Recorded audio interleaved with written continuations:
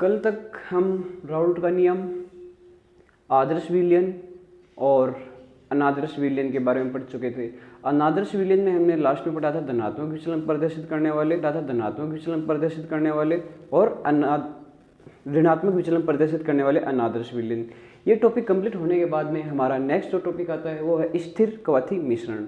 स्थिर कवाथी मिश्रण, स्थिर एक समान या नियत कवाथी क्वथनांक मिश्रण मिक्सर, यानी कि ऐसा द्विघटकीय मिश्रण जिसका वाष्प एवं द्रव प्रावस्था का संगठन समान होता है एवं ये एक निश्चित तापमान पर उबलते हैं, स्थिर कवाथी मिश्रण कहलाते हैं। देखो कैसे, हमारे पास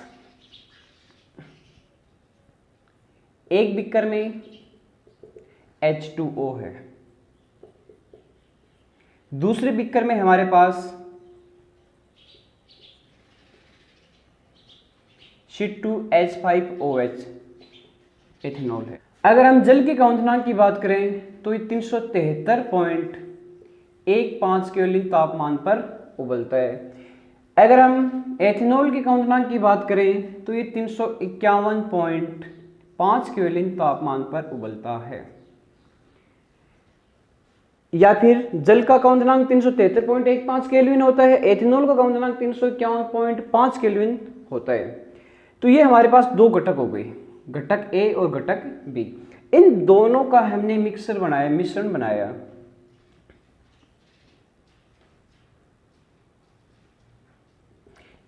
इस मिश्रण में घटक ए और घटक बी यानी कि जल और एथेनॉल दोनों उपस्थित हैं।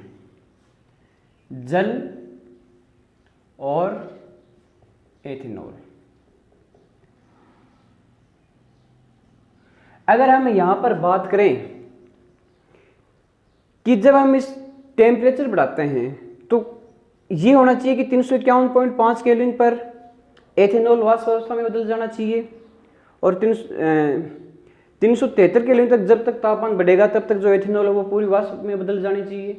क्यों? क्योंकि इसका जो क्वथनांक होता है वो 351 केल्विन टेम्परेचर केल्विन होता है। इसका मतलब ये होगा कि 351.5 केल्विन पर ये उबलना शुरू कर देता है और वो वाष्प अवस्था में बदलना शुरू कर देता है। लेकिन ऐसा नहीं होता। ये जो मिश्रण है, ये वाला जो मिश्रण है, इस मिश्रण में दोनों घटकों का क्वथनांक है वो समान होता है और ये दोनों घटक 351 केल्विन तापमान पर ही उबलना शुरू कर देते हैं। ऐसे घटकों को हम स्थिर कवाथी मिश्रण कहते हैं और इनका वाष्प प्रावस्था, ये वाली प्रावस्था, यहाँ पर वाष्प प्रावस्था और द्रव प्रावस्था का जो संगठन होता है वो इक्वल होता है, समान होता है। यही हमारा क्या है? स्थिर कवाथी मिश्रण। तो ऐसे द्विघटकीय मिश्रण जिनका वाष्प प्रावस्था एवं द्रव प्रावस्था का संगठन समान होता है उसे हम स्थिर कवाथी मिश्रण कहते हैं। स्थिर कवाथी मिश्रण है वो दो प्रकार का होता है, अधिकतम वाष्प दाबी एवं न्यूनतम क्वथनांकी। दूसरा न्यूनतम वाष्प दाबी एवं अधिकतम क्वथनांकी। देखो, हाँ देखो, हमारे पास है न्यूनतम क्वथनांकी, अधिकतम वाष्प दाबी, अधिकतम क्वथनांकी, न्यूनतम वाष्प दाबी।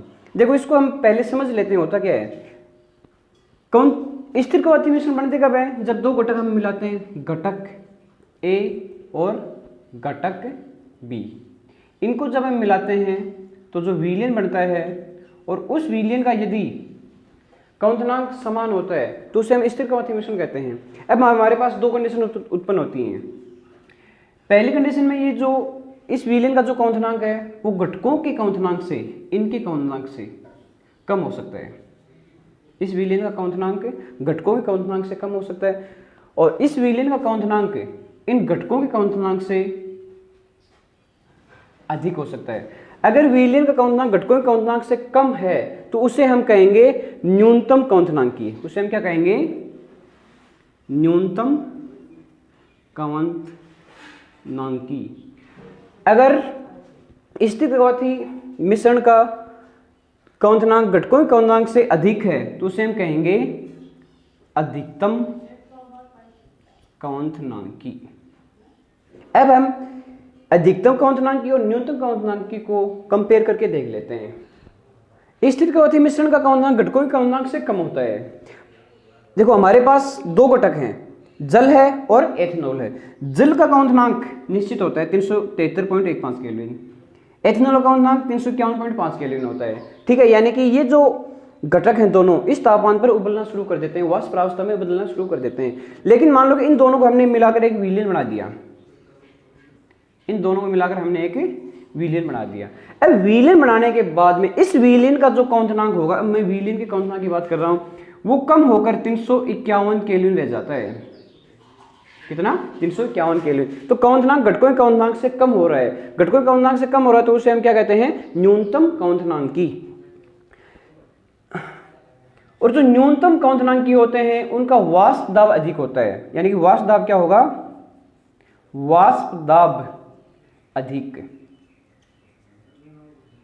अगर वाष्प दाब अधिक है तो अनादर्श विलयन बन गया। भाई वाष्प दाब राउल्ट के नियम के वाष्प दाब के बराबर है तो आदर्श विलयन, अगर वाष्प दाब कम या ज्यादा है तो अनादर्श विलयन। वाष्प दाब अधिक होगा, अगर वाष्प दाब अधिक है तो एक कौन सा विलयन बन गया? अनादर्श विलयन बन गया। और अनादर्श विलयन में हमने दो बातें पढ़ी थी, एक तो धनात्मक विचलन प्रदर्शित करने वाले और एक ऋणात्मक विचलन प्रदर्शित करने वाले अनादर्श विलयन। तो धनात्मक विचलन की स्थिति में क्या था? जो वाष्प दाब था वो अधिक था, और इसमें भी क्या है? वाष्प दाब है वो अधिक है। तो ये जो विलयन है वो कैसा विचलन प्रदर्शित करेगा?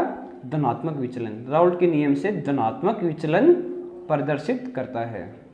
ठीक है, तो हमारे पास तीन बातें हो गई। एक तो स्थिर कवथी मिश्रण का क्वथनांक घटकों के क्वथनांक से कम होता है, दूसरी अधिकतम वाष्प दाब भी होते हैं, इनका वाष्प दाब है वो अधिक होता है, और तीसरी जो विचलन है राउल्ट के नियम से धनात्मक विचलन प्रदर्शित करते हैं। एग्जाम्पल की बात करें तो C2H2O, C2H5OH वाली कर लेना। तीन बातें हो गई। अब हम करते हैं अधिकतम क्वथनांकी मिश्रण की। अधिकतम क्वथनांक में क्या होगा? स्थिर कवथी मिश्रण का क्वथनांक घटकों के क्वथनांक से क्या होगा? अधिक होगा। जैसे हमारे पास एसीटोन है CH3CO CH3, इसका जो क्वथनांक है वो 329.2 केल्विन होता है, यानी कि 329.2 केल्विन पर एसीटोन उबलना शुरू कर देता है। क्लोरोफॉर्म है, उसका जो क्वथनांक है 334.2 केल्विन होता है। अगर हमने इन दोनों को मिलाकर एक विलयन बना लिया, इन दोनों को मिलाकर हमने बना लिया विलयन।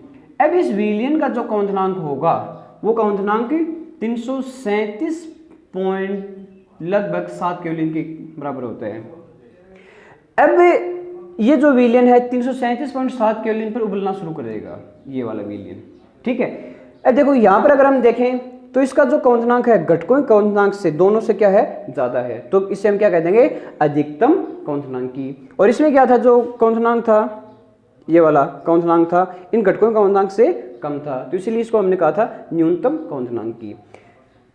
अगर हम अधिकतम क्वथनांक की बात करें तो उनका जो वाष्प दाब होता है वो क्या होता है? न्यूनतम होता है। वाष्प दाब क्या होता है? न्यूनतम। तो वाष्प दाब कम हो गए, न्यून हो गए, तो इसका मतलब अनादर्श विलयन बन गया। और वाष्प दाब अगर कम है तो कौन सा अनादर्श विलयन हो जाएगा? ऋणात्मक विचलन प्रदर्शित करने वाला अनादर्श विलयन। ऋणात्मक विचलन प्रदर्शित करने वाला अनादर्श विलयन।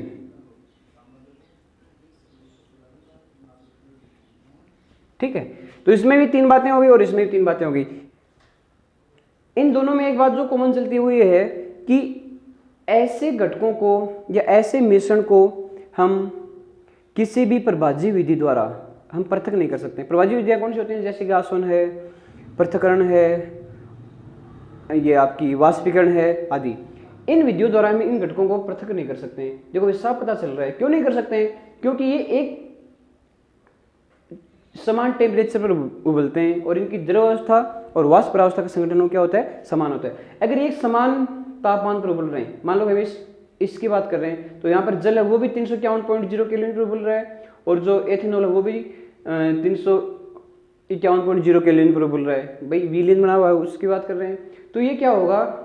दोनों के जो वाष्प कण है, यहाँ इसमें इस वाष्प कण में जल की वाष्प भी होंगी और एथेनॉल की वाष्प भी होंगी, तो हम इसको किसी भी विधि के द्वारा पृथक नहीं कर सकते हैं। अगर आपसे पूछे कि स्थिर कवथी मिश्रण को हम प्रभाज्य आसवन द्वारा पृथक नहीं कर सकते हैं, क्यों? क्योंकि इनकी द्रव परावस्था और वाष्प परावस्था का संगठन समान होता है और एक ही समान तापमान पर उबलते हैं, इसलिए हम इनको प्रभाज्य आसवन द्वारा पृथक नहीं कर सकते हैं। सेम बात हम यहाँ पर भी लागू कर सकते हैं। ठीक है।